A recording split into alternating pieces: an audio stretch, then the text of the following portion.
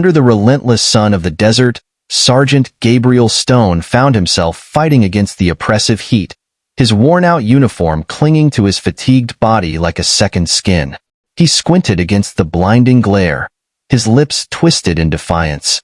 The alien creatures had left him stranded, thinking the planet's predators would dispose of him swiftly, but they had underestimated him.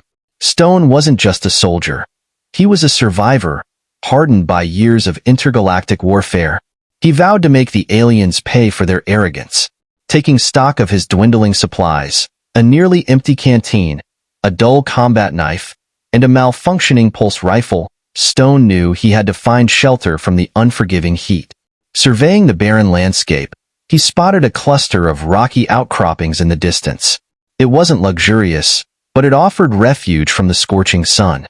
As he trudged through the shifting sands, memories of his comrades flooded his mind. He missed his fellow soldiers dearly but pushed aside his longing for now. Survival was his priority, and he was determined to deliver a resounding message to the aliens who had left him for dead. Reaching the rocky outcropping, Stone collapsed against the jagged stones, his body pleading for rest. But he knew he couldn't let his guard down. Taking a meager sip from his canteen, he rationed his supplies, uncertain of how long he'd be stranded. Thoughts of the ambush that led to his predicament haunted him. The sudden onslaught of enemy fighters, the chaos of battle, the searing pain of his injuries, it all replayed in his mind. Alone and wounded, he faced an uncertain fate. A skittering sound broke through his thoughts, and Stone spun around, pulse rifle at the ready, adrenaline coursing through his veins. The desert held secrets, and he was determined to survive whatever lurked in its unforgiving terrain. In the shadows, a pair of gleaming reptilian eyes fixated on Sergeant Dominic Stone, exuding a primal hunger. "Come on, you scaly beast," Stone growled, his finger tightening on the trigger. "Let's dance." The creature lunged forward, its claws glinting in the dim light. Stone opened fire, but the beast's lightning-fast movements caught him off guard. They tumbled to the ground in a whirlwind of limbs and jaws, Stone grappling desperately to fend off the creature's lethal attacks. The foul stench of its breath assaulted his senses, triggering a gag reflex. With a defiant roar, Stone managed to gain the upper hand, using every ounce of strength to kick the creature away.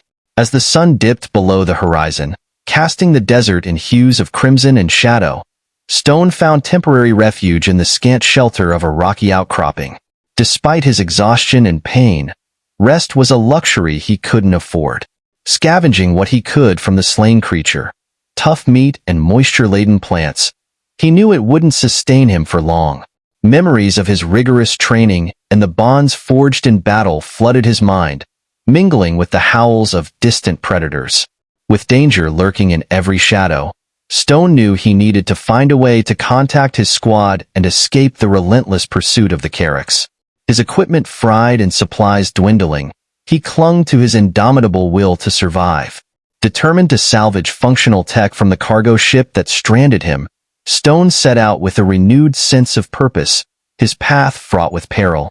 Days turned into weeks as Stone trudged across the unforgiving desert, the relentless sun sapping his strength. Water became a distant memory, and food a rare commodity.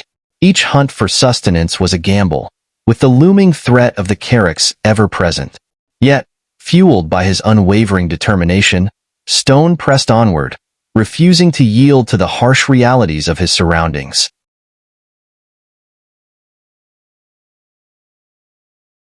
In the desolate wasteland, Lieutenant Gabriel Stone was determined to finish what the enemy had started. Every distant sound, every flicker of movement on the horizon, set his nerves alight, his finger twitching on the trigger of his rifle. But Stone was like a ghost, slipping through their grasp time and time again. He had mastered the art of moving stealthily, blending into the shadows and sands until he was nearly invisible. And when the Carracks did catch sight of him, he ensured it was the last thing they ever saw. Yet, the toll was mounting. Stone's body bore the scars of countless battles, his muscles strained from constant exertion. The isolation and stress were wearing away at his sanity, but he clung to memories of his squad, his brothers in arms, as his lifeline. Each day blurred into the next, marked only by the relentless cycle of scorching heat and bone-chilling cold. As his physical form adapted to the harsh environment, his mind began to fray. Stone found himself talking to ghosts, holding conversations with the shades of his fallen comrades. But amidst the madness, he clung to the thought of his squad fighting on, their resilience a beacon of hope in the chaos. Driven by an unbreakable will, Stone pushed on, determined to survive and make the Carracks pay for their atrocities. But he couldn't ignore the changes within himself, the hardening of his spirit as he embraced the primal instincts necessary for survival in the unforgiving desert. Yet, even in his darkest moments, Stone held onto his humanity, his indomitable spirit burning bright. With each passing day, he became more than a soldier. He became a symbol of human resilience, refusing to surrender in the face of adversity. Then, one day, he saw it, a glint of metal on the horizon, the cargo ship that held his chance at escape and retribution. With adrenaline coursing through his veins, Stone made his move, charging towards the ship with ruthless precision. He was a force of nature, a whirlwind of determination and righteous fury, ready to confront whatever lay ahead. In the heart of destruction, Captain Dominic Stone fought his way into the alien vessel, his body moving on pure instinct, his mind laser-focused on survival. As the last Carracks crumpled to the ground, Stone stood alone in the eerie silence, battered and bleeding but alive and free. With a grim smile, he made his way to the ship's cockpit, determined to send a message, to deliver a reckoning. His fingers danced over the unfamiliar controls as he patched into the communication systems, hoping for a miracle. Static crackled, setting his teeth on edge, until miraculously, a voice came through. Captain Novak of the U.S. Valiant. Relief flooded Stone as he confirmed his status, knowing his squad had never given up on him. But his moment of relief was short-lived as the sound of boots and alien voices reached his ears. The Carracks had found him. With grim determination, Stone prepared for battle, knowing he had to hold them off until extraction arrived. With his rifle at the ready, he met the first alien warrior with a burst of fire and a defiant battle cry.